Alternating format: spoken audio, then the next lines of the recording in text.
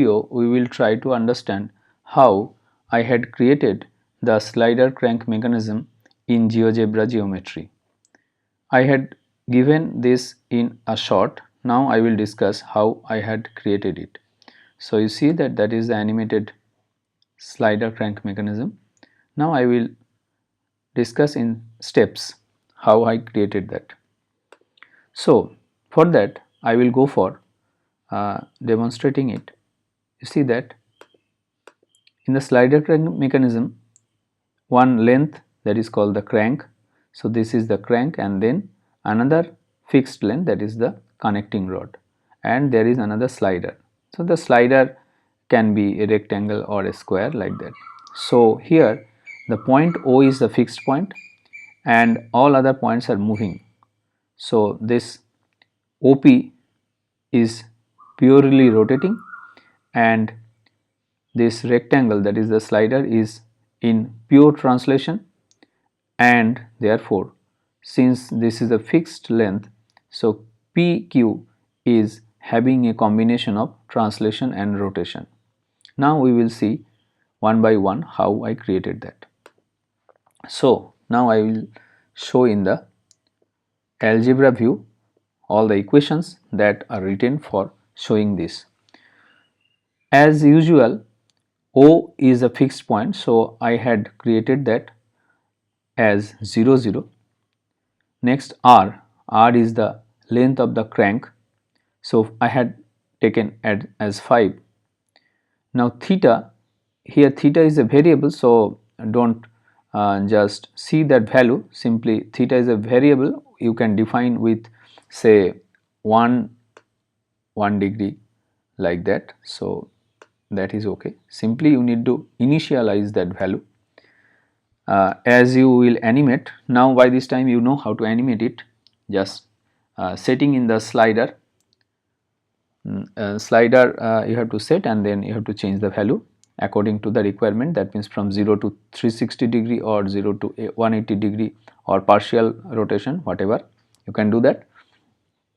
Now there is a point P, this point, so P is connected to O and the length of P is fixed, so that P I have defined, that is a variable, that point will, the coordinate of that point will change.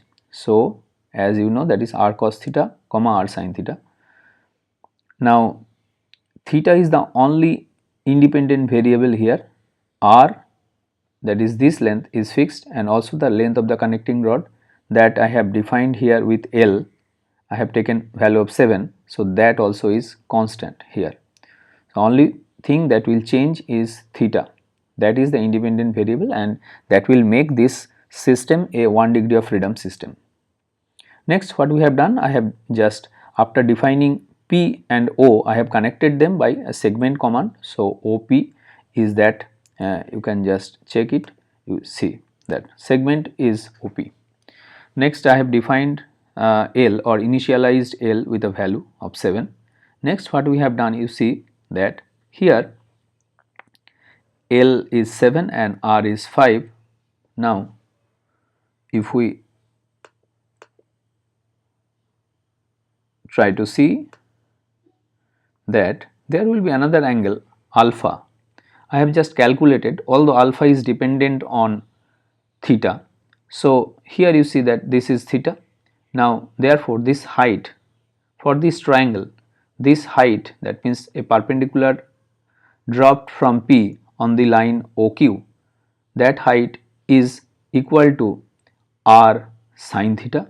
Also that same height is equal to L sin alpha, if I give the name alpha for this angle, so this angle is theta and this angle is alpha, so that length is common, that height is common, and that is L sin theta as well as, sorry, r sin theta as well as L sin alpha. So from that I have calculated alpha as sin inverse r sin theta divided by L. So as the theta value changes, the value of alpha will also change. Next, we have defined Q as the point in terms of the values that is already defined, that is theta and alpha. So what is that? You see that q is in the horizontal line, therefore I can write that q is equal to op cos theta plus pq cos alpha. So op means basically r, so r cos theta plus l cos alpha comma 0. So in the y direction it is 0 because it is in the horizontal line or in the x axis. You can take any other value and that will move along that line. Next is after q we have joined that pq with the segment command, that is this one. So pq, p and q, 2 points we have connected by the segment command. Next what we have done, after doing that I have defined the slider. Here this slider I have defined with a polygon command. Polygon, here I have taken a 4-side polygon, better to say it is a square I have taken. Now in the polygon command it requires the vertices or the corners. So you see that I have given 4 such points. So here the first, then the second, then the third and then the fourth. Now here is one important thing that you have to observe, that as the crank moves, the connecting rod will also move, because the point P is defined in terms of that angle theta, and also Q is defined in terms of the angle theta, you see this one, and alpha is already told that it is independent on theta, therefore only independent variable theta will also move q. Now if I want to move the slider also, then I will define the corners of the polygon in terms of or relative to point q. Better to say that that is a relative coordinate system of the corners. You can also define in terms of absolute coordinate system, but in that case that will be a fixed slider or that will be a fixed rectangle that will not slide. So to make that slider move along with point q, so we will define the corners or the coordinates of the corners in terms of point q. So that we have done. Here I have taken the side length as 1 unit. So you see that q minus 0.5 comma 0.5, that means if it is this q, this point, then minus 0.5 minus 0.5 means the bottom left corner. So we have subtracted 0.5 from q. So q is a coordinate. You see that q has a value x and y value. So accordingly if 0.5 and 0.5 is subtracted, then it will be here at the bottom left corner. Then q minus 0.5 comma minus 0.5 will be the top left corner, this one, that means simply minus 5 is subtracted and again 0.5 is subtracted, here one minus sign is there, that means it is added. So it is in the y direction, it will increase, and accordingly q plus 0.5 0.5, that means the top right corner, and then the bottom right corner. So accordingly in sequence we have given this, this and this, therefore this is the slider is created. I guess you understand that. That means first this corner, then this corner, then this corner, and then this corner. Now you see that in the polygon it simply creates the that means it is to create the shaded part. So if I just switch it off, then it will the switch of the shaded part. Now what we have done, we have basically created the segments individually so that we can see the lengths, the lines. Okay, you see that this one sequentially we have joined these with the segment command. So you can do it so that the rectangle appears to be so if you just switch off, these lines and simply keep the polygon, it will be simply a shaded part. If you just slide it, then it will appear. So you see that slider will move, but to make it prominent, I have added the lines also, so that it appears to be a proper slider. Okay.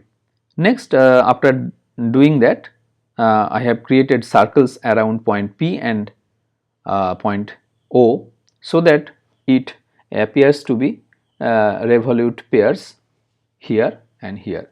You can also add at point O also, because actually in the slider crank mechanism there are 4 points, that is a fixed point O, then at the end of the crank P, then at point Q there are 2 overlapping points, that is one on the crank, that is one on the connecting rod PQ and another on the slider.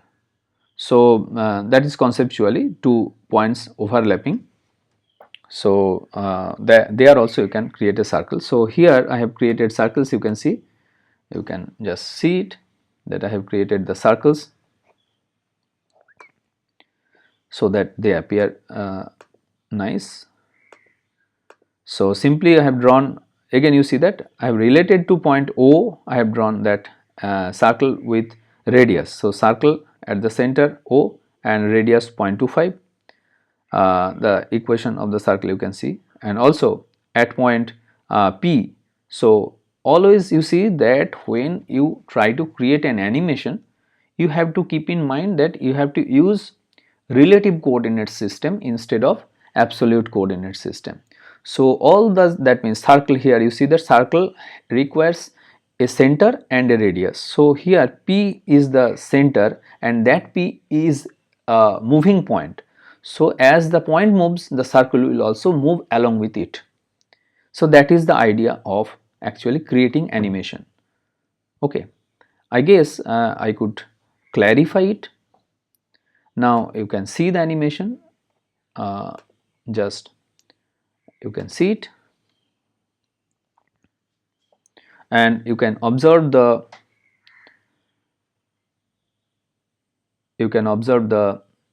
angles, that is alpha is changing and q is changing.